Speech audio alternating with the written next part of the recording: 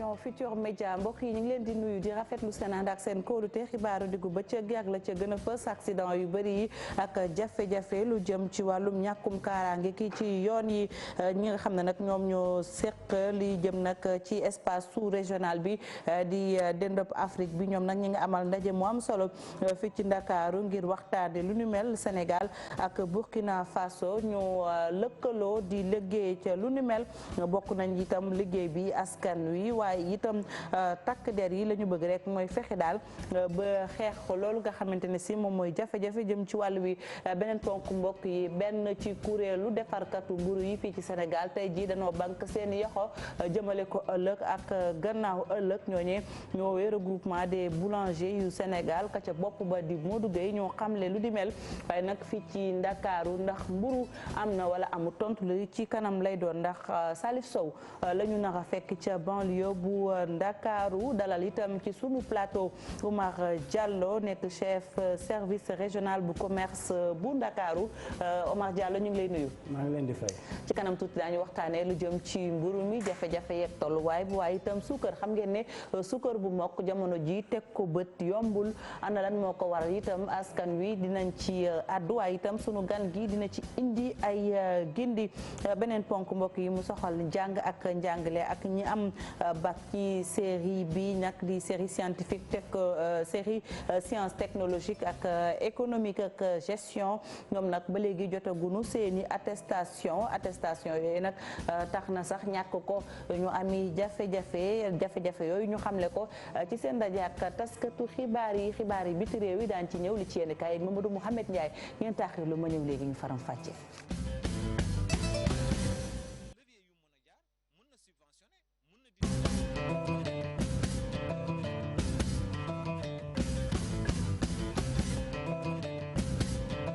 rafetlu seen ànd ak seen kóolute ci télévision Futur Média mbokk yi ñu ngi leen di nuyu xibaar diggu bëccëg gi dañu koy dooree ak benn ponk bu lëmbee jamono ji Ndakaaru accident yi bari na jafe-jafe itam ci wàllu dem beeg dikk bi muy ñàkkum kaaraange gi ba tax na sax Sénégal ak naataangoom bu Burkina Faso daal di nag lëkkaloo di liggéey ci lu ni mel amal ndaje mu am solo fii ci Ndakaaru ndaje moomee nag la ñu bëgg rek mooy askan wi waaye itam ak takk der yi ñu xool naka la ñuy waxtaanee ñoom ñaari réew yooyee ba fexe lu jëm ci loi bi muy yoon ñu jëfe ko ngir nag gën a am kaaraange ci wàllum dem beek dikki bi ñu ne sax nag tegtal ya fa nar jugee daanu ko jox nag réew yi seq dendob CEDEAO bi ci kanam tuuti daan ci ànd ak Ibou Diouf dem ca banlieue bu Ndakaaru fekki fa Salif Sow ndax mi ngi ci bu mu jokkoo gi Salif maa ngi lay nuyu. Fédération wala boog regroupement des boulangers bu Sénégal ñoom banque seen yoxoo lañu def lu jëm ci wàllu mburu mi lañu bëggoon a xam ndax mburu doy na gox boobu nga nekk di banlieue bu Ndakaaru. séeréer yi meruñu loolu la ñu seetlu tey jii ci suba ba ñu xëyee doxantu ci yenn boulangerie yi amul boulangerie bu ñu jaarul boo xamante ni ibbi na tey lakk na mburu ñun ca wàll gi ñu nekkoon ci diwaanu Guédiawaye duggee ko côté Pikine ñi nga xamante ni tamit ñooy jàkkatu ndékki bañ demee ci ñoom waxtaan ak ñoom xamal nañ ñu ne am nañu mburu ni niñ ko doon amee amuñu ci benn jafe-jafe ñu doon taamu it ndékkee mburu tey jii ba ñu yeewoo ñu ëpp sa ñoom it ndékkee nañ li nga xamante ni moom mooy mburu mu mel ne grève bu 72 heures bi di ñetti fan yi ñu décrété bu dooree tey talaata àllarba ak alxames bi nga xamante ni regroupement des boulangers bu Sénégal moom moo ko wax grève bi gars yi topp ñu ko bu baax a baax ñoom ñi nga xamante ni ñoo jiite kuréel googu nekk benn pàcc ci ñi nga xamante ni ñooy boulanger yi ci réew mi bañ leen jegee woo leen téléphone sax côté midi nee na ñu ngi woon ci terrain bi di xool li nga xamante ni moom mooy mot d'ordre bi ñu joxe nee ni mbir mi daa mitigé maanaam jàpp nañ ne am nañu grève waaye am na it ñu bari ñoo xamante ni grève buñ ba tax nee ñu ñoom waxtaan nañoo ak ñooñu ne leen bu subaa bu ñu lakk mburu kon ñoom ñetti fan yi nga xamante ni décrété nañ ko mooy leader yi nee ñu ñetti fan yi day wéy te sensibilisation bi tamit dafay wéy ñi ëpp ci ñi ippi bañ leen laajee nee ñu grève bi fajul dara te it biñ nee dañuy grève ñetti fan mbaa ñaar bu ñu tëjee benn ci ëllëg sa rek ñu tàmbalee lakk ak mburu Salif Sow doon àddoo ca banlieue bu Ndakaaru lii nag di benn ci kuréelu ni ñu ko waxee defarkatu mburu yi ñoom ñoo xëy banque seen yoxo li ko dalee talaata jëm alxamis. xam ngeen ne nag mbir moomee ak xàjjaloo da cee am ndax beneen fédération bi ñoom dañu ne ànduñu ci boobee grève tey ànduñu ci boobee grève ëllëg lu ci mën a am askan wi ñoom ñoo ci loru. ganuk xibaaru diggu bëccëg gi wax naa leen ko sànq Oumar Diallo chef service régional bu commerce bu Ndakaaru ñoo déggandoo Salif Sow ca banlieue bu Ndakaaru mu mel ni mburu coow li bari na yéen a nekk fële ji service régional bu commerce bu Ndakaaru ñii ne waaw ñii ne déet ba tey ñu ngi ci coowal mburu li. waaw salaamaaleykum wa rahmatulah taala wa barakaatuhu. waaleykum salaam. gannaaw bi ñu nuyee téléspectateurs TFM RFM yi ak TFM yëpp. affaire mburu nag defe naa ni depuis mois d'avril ñu ngi ci coow. boo leen ko xoolee processus la. parce que dañu nekk ci liggéey boo xam ne dañ ko tàmbali te àggagul. li xew nag mooy sunu nattangoo yi nga xam ne dañ nekk waa RBS. ñoom dañu décidé ne dañuy jógee ci table de négociation et de table de travail bi. ñu dem defi arrêt de travail.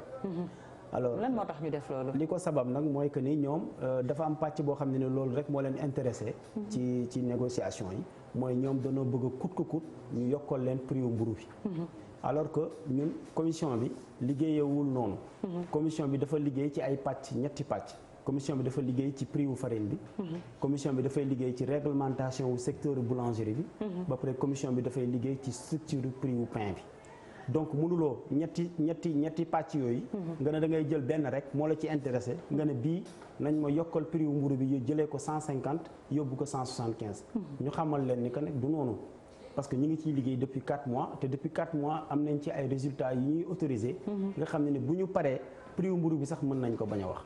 maanaam mooy lan ñoom gis nañ ni que problème mu secteur boulangerie bi lan la mooy problème mu distribution la.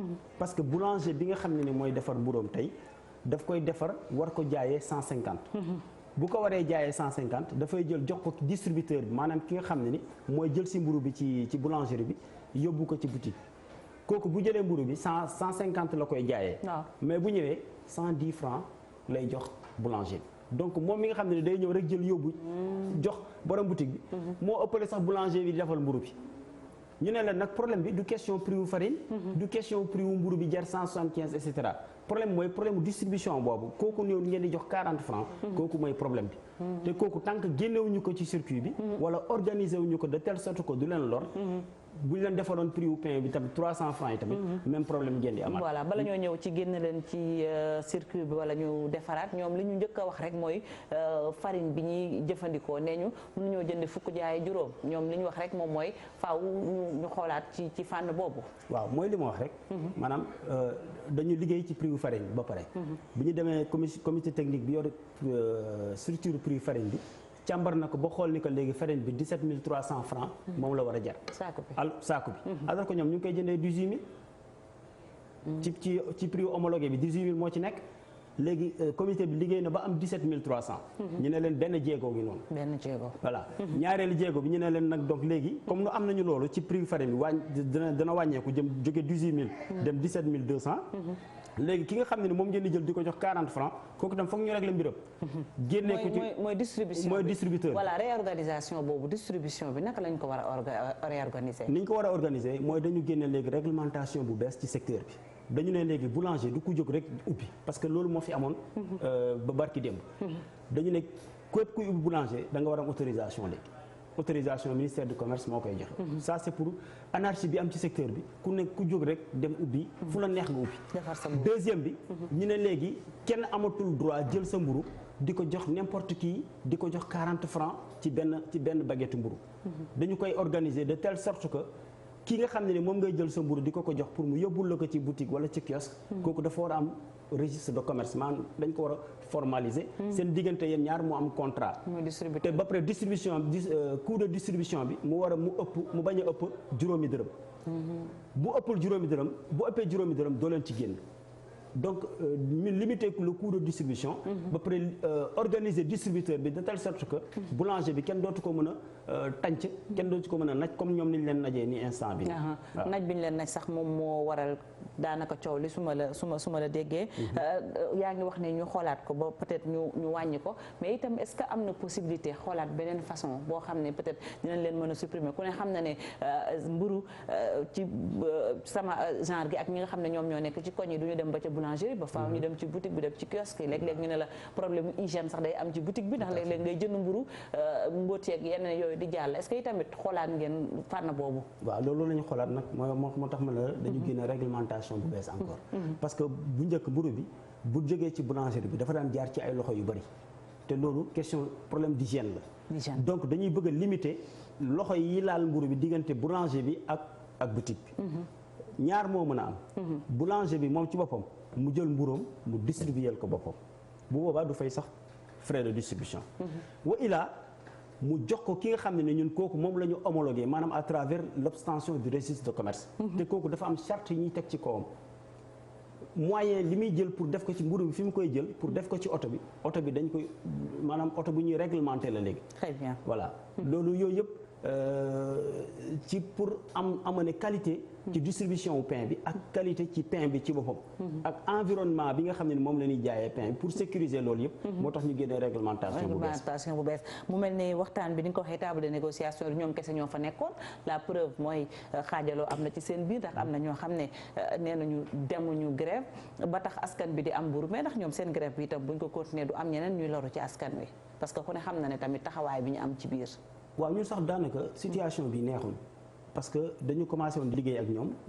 parce que boulanger yi aussi dafa am ñett dafa am fédération nationale des boulangers du Sénégal am ñoom waa regroupement des boulangers du Sénégal mais aussi am les indépendants ñi nga xam ne bokkuñu fii bokkuñu fële. donc dañu commencé woon di liggéey avec les associations de consommateurs. avec tous les professionnels du secteur. depuis avril ñu ngi liggéey ci naka la ñuy def pour bu ñu jógee cette fois-ci ci situation bi. li ñu dal nii mu bañ ñu dalati. waaw comme ni ma ko waxee. ñoom waa RBS. benn pàcc la ci boulanger yi. ñoom dañu ne nag pour le moment. nañ leen yokkal mburu bi jëlee leen ko 150. yóbbul leen ko 175.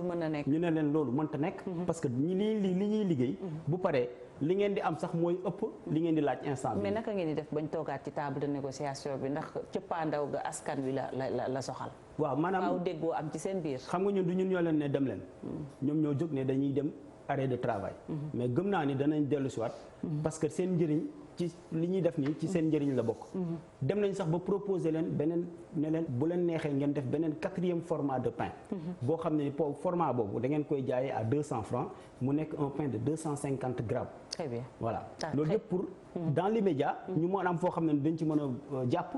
pour supporter situation difficile bi nga xam ne moom la ñu nekk. en attendant ñuy régler problème mu distributeur bi. kon nag ñu wéyal xibaar yi ba tey buñ jógee ci mburu mi wax ci leneen xam ngeen ne itam suukar bu mokk jamono ji jafe na ci yenn ci gox yi ci Ndakaaru ca Grand Yoff moom nañu lu ëpp benn ay bés a ngi nii jaaykat yi teguñu ko bët te xamuñu lan moo ko waral ñi nga xam ne nag ñoom ñooy askan wi itam la ñu gis mooy suukar soosee buñ ko tegee bët itam dafa am lu ñuy yokk ci njëg gi maanaam dañuy dem sax ba yokk ci dañ ci ànd ak Maguette Soirée Diallo ak Thierno Laurent Mendy.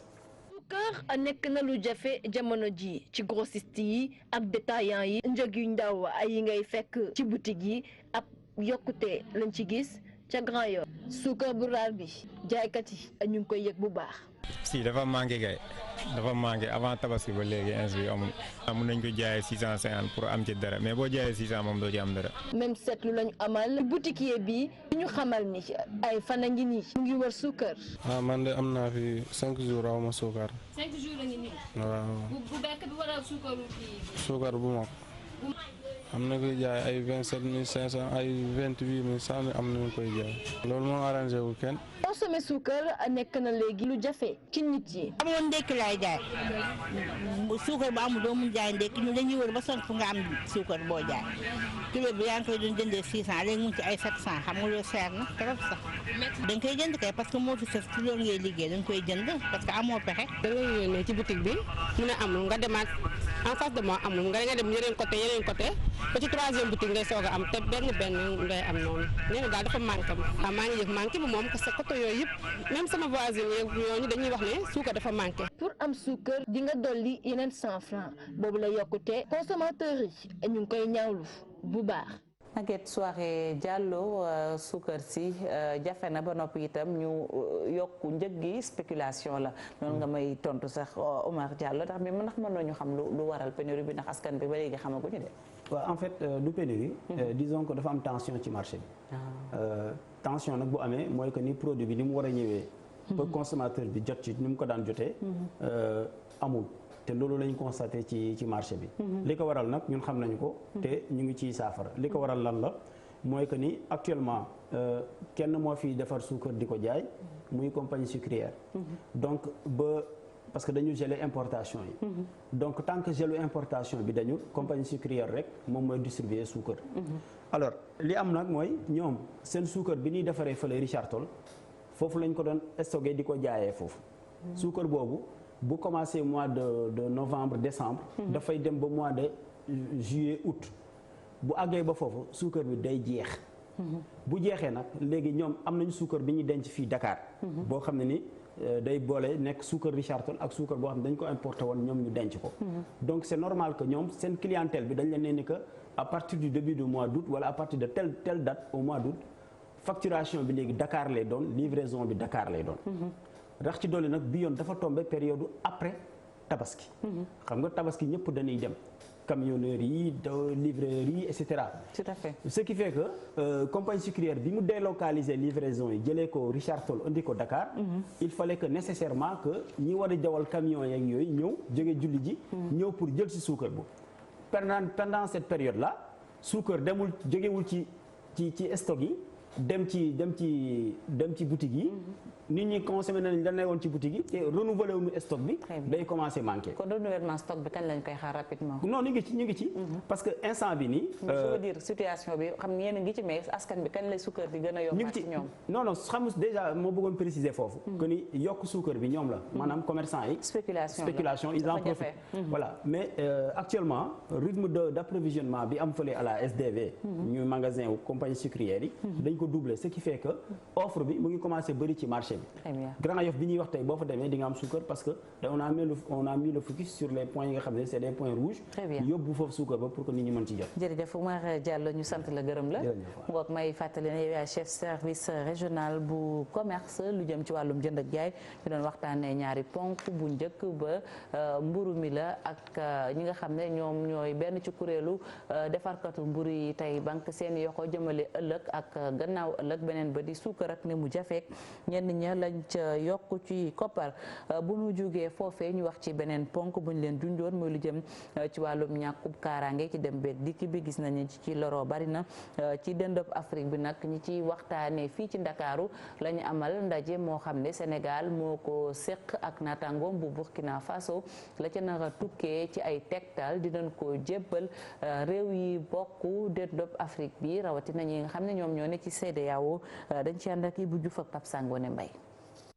ñii di ay takk der wala sax ñoo xam ne rek seen xam-xam dafa màcc jëm ci wàllu sécurité routière ñu fekk baax ci Sénégal ñeneen ñi bàyyeekoo ca Burkina Faso li leen tax a jóg mooy fexe ba xalaat ci li ni mel bëgg nañ tamit jële fi l'accident yi fexe tamit ba kaaraange am ci kaw tali bi. Sénégal mu ngi partagé frontière ak Gambie Guinée-Bissau Guinée Mali ak Mauritanie ay frontières. Et donc suñu approche dañ ciy jàpp Burkina mu ngi partager frontière ak Togo Bénin Ghana ak Niger loolu aussi approche bi dafay tax tamit ñu mën a xool ñoom seen expérience fi ñu nekk ak terrorisme bi ñuy ak ñu suñu expérience bi ñu xool nan la ñuy proposer quelque chose pour le Sahel. ñaari dëkk yi boole seeni ay kàngam ngir ñu xalaat ci loo xamante ne rek buñ ko defee dinañ fexe ba lii di sécurité routière ñu mën ko taxawal ci ñaari réew yi buñ ci noppee tamit. fexe ba askan bi rawatina ñi feeti ci Afrique sowu jant ku ci nekk jot ci sawal. nan la ñuy fexe ba accident yi wàññeeku ba suñu population yi ni ñuy utiliser yoon yi pour tukki boo xam ne jarul mais également terroristes yi ni ñu koy utiliser pour ak trafiquants yi. bokk na ci li leen tax a jóg li nga xam ne mooy coopération bilatérale ku ci na indi ci sa xam-xam ak sa xalaat ñu dajale ko rek jagleel ko ñi nga xam ne. ñooy yëngu ci wàllu sécurité routière. atelier bi nekk na lu am solo pour force de défense et de sécurité bi dinañu permettre déjà defoon nañ benn guide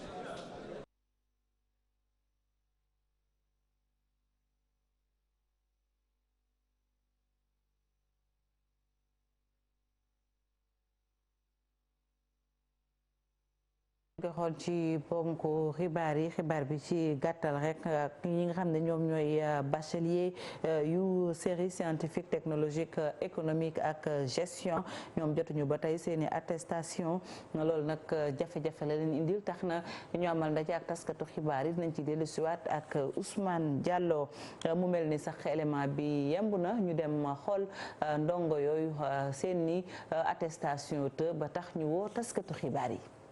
promotion bu njëkk STEC di science technologique économique et de gestion bi wutu série G nekk ci njàkkare nouveau bachelier yi boobu ba léegi jotuñu seen attestation de réussite baccalauréat. ay élèves mën a def bac toog jàpp seen yaakaar am bac ma pare kon cela veut dire que instant ñun amuñu bac nous nous proclamons des bacheliers alors que nous ne sommes pas des bacheliers le plateforme campus Sen instant yi reconnaître ñu même pas. yeneen i gàllankoor mooy ne mënuñu def benn concours rawatina prescription ngir dem jàngi bitim réew. test yi ñu war a def pour jàll ci université comme par exemple université française wala université canadienne ou autre à chaque fois dañ lay laaj attestation ak sa relevé de note fekkee nag attestation génnagul mën nga joxe sa relevé de note pour le moment après attestation bu ñëw mais élèves yu bëri man am naa sama xarit yu bëri yoo xam ne instant dañ leen rejeté ndax lan seen attestation génnagul. nouveau bachelier yi di artu ne dinañu teg yeneen i jéego fii ak fan bu dee lijjanti wuñ seen i problème.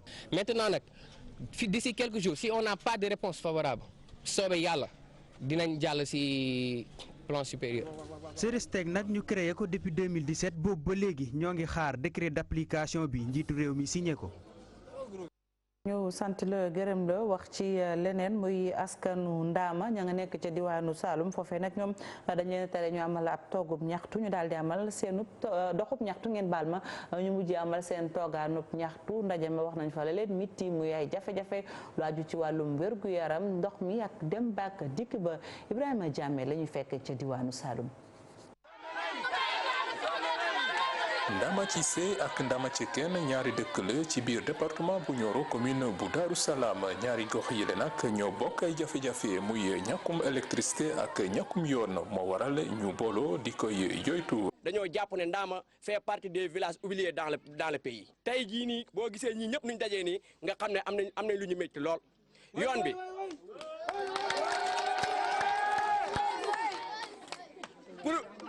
pour firndeel lépp loo xam ne la ñuy wax. mooy ne yoon bi dafa waroon a def 10 kilomètres mu def 9 kilomètres benn kilomètre bi la ñuy laajte fan la ko jëmale ki ko jël nañu wax fan la ko jëmale. ñàkkum courant bi nag ci biir gox bi le dafa doon lu nga xamante ni yombal na lool lii di càccum gur gi waaye nag askan wi teg nañ seen pexe pour mën a xeex li ni mel. xoolal chaque jour suñu boo génnee nii boo jëlee fii tuuti rek da nga gis ne dañoo dajale suñu jur gi benn place di fanaan di xool ba bët set pour bañ sàcc yi loolu yëpp manque d'électricité bi la.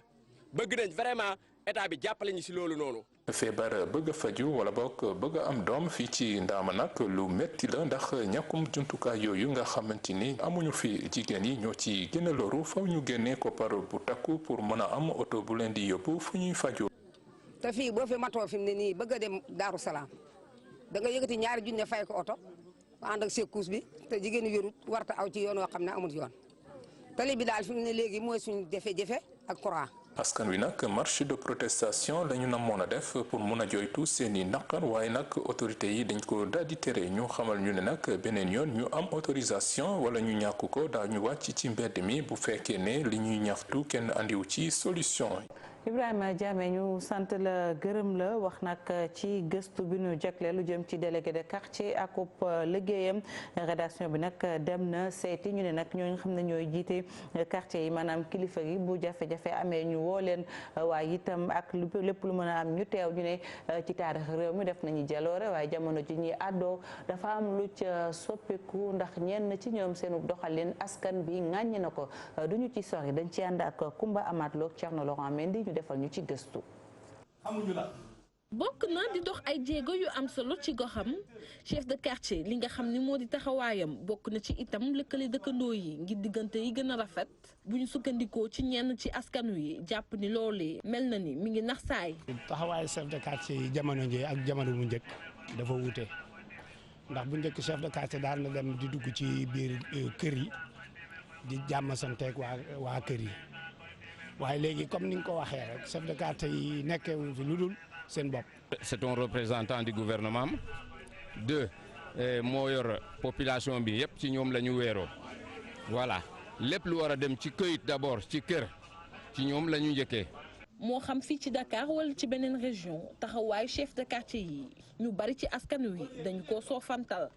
chef de quartier bu fekkee ne itam nguur mi du def dara ci ñoom dara du leen jaral. suñu taxawaay tey coow day am sax sa koñ am chef de quartier nga ne noonu nañ dem police pourquoi pas mënuñu ñëw ci chef de quartier bi wax ko li xew moom mu taxawuñu si kon avant ni ko gars yi doon doxalee mais loolu yëpp dañ ko suul léegi.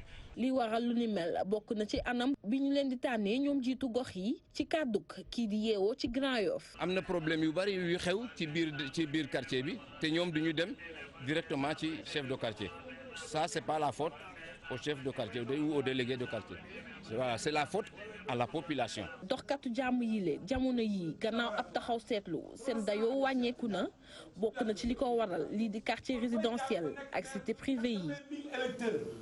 Mbaamat la ñoom délégué de quartier yooyu sax lël bu am solo lañ leen jagleel ñi ko amal rek di ONG Enda Sahel lañ ca bëgg rek mooy fexe ba ñu xam seen liggéey ak itam sas wu ñu leen sas loolu nag ñoom la ñu gis rek mooy kilifa yi ñu ca woowoon daanaka wuy si wunu loolu nag naqari na leen ci noonu dañuy teewlu ki jiite délégué de quartier yu Grand Yoff turam di Moustapha Diop.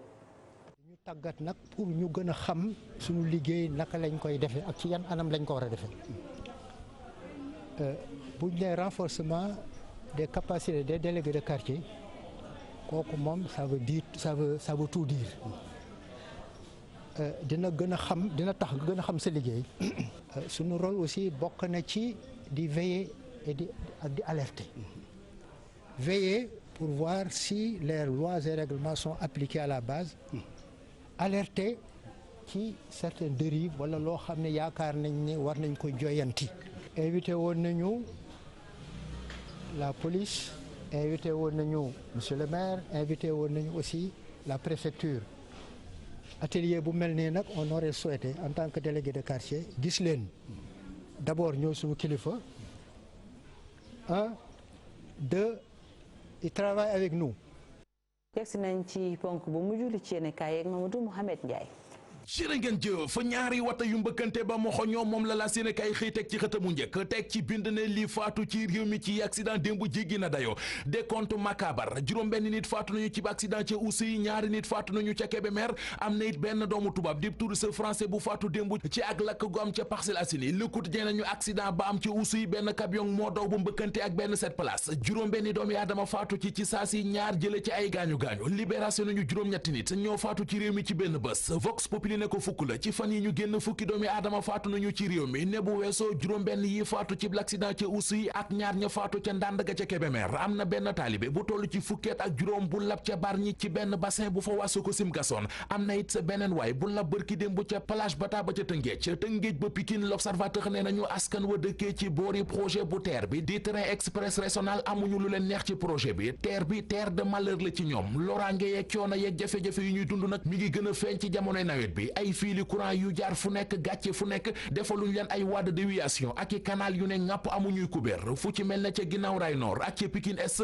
yéenekaay bi nañu projet train express régional bi ay inondation yu dul jeex la fa jur Babacar Gueye mi coordonnateur kuréel gi ëmb ñi TER bi laal ni ñu ci L'Observateur projet train express régional bi dañu ko yàkkamti patamee ko teeyluwuñu ko moo waral mu teg ñu bile coona maire bu ginnaaw Rail Nord di Pape Ndiambé Dieng ni ñu ci yéenekaay bi état bi moo respecté wul ay engagement am journal L'Observateur nañu li tax nag mbir mi naqaree lijjanti moo di waa APEX ak entreprise bu yore projet train express régional bi ku ci nekk yaa ngi koy jiñ sa morom Macky Sall bu dee wut morom du ko amee ci Khalifa Sall Les Échos mi ngi ñuy wax ne meerum Dakar ba woon di Khalifa Ababacar Sall ba léegi yéeyul yàbbi ci kàddu yu président Macky Sall yëkkati keroog ca rajo RFI di ca wax ne heure bu ko neexee ci lay may Khalifa Sall grâce présidentielle Khalifa patt gi la ko may moom la ko tontoo ne ba muy gisee ak ay lieutenant sax waxul lu ca jëm ci ak nekkam ca kaso ba moom Khalifa Sall Les Échos nee nañu ginnaaw suba ci alxames yi ca la fay def juróom-ñeenti téeméeri fan maanaam 900 jours ay jegeñaaleem fas yéene amal mobilisation bu rëy ngir màggal ko ci Ndakaaru ci Ziguinchor ak ca Ndar Le Quotidien nee nañu gaay yi Parti démocratique Sénégal ya fa Abdoulaye Wade la ñu àndal jox nañu ko bopp nangul ko yeesal yi mu indi ci biir PDS fédération départementale PDS ba ca Ndar Le Quotidien mi ngi ñuy wax ne